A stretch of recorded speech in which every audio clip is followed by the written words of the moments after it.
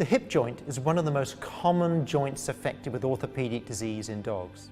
And there are several observational indicators that will point to the hip being affected. A flattening or rounding of the back indicates weight is being shifted forwards, away from the hip joints.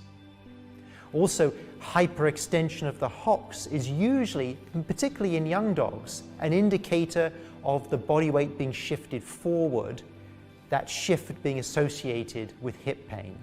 And then excessive movement of the pelvis, particularly from side to side, is indicative of dogs trying to minimize range of motion, minimize movement of the hip joints.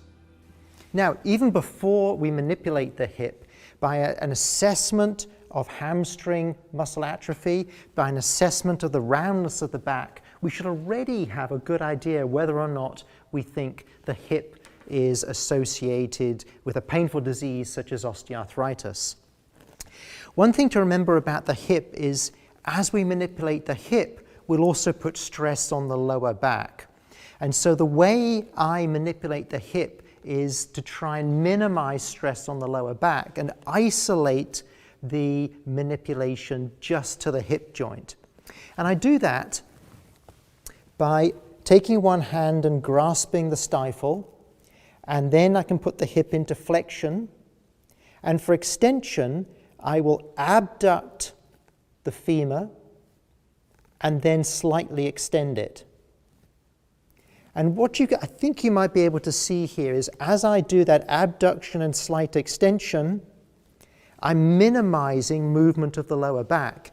If I was to pull this limb directly back like this, you can see how the lower back is also stressed. The lower back starts to move. And that can make it very difficult to distinguish between hip pain and lumbosacral or lower lumbar pain.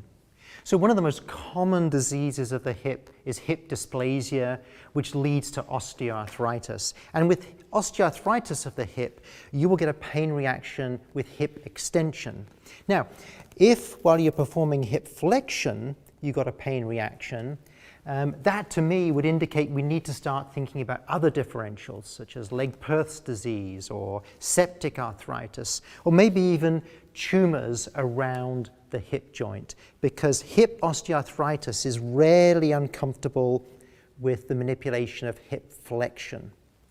Now, there's a couple of other things that we need to talk about when we're looking at the hip, and the first one is the iliopsoas muscle.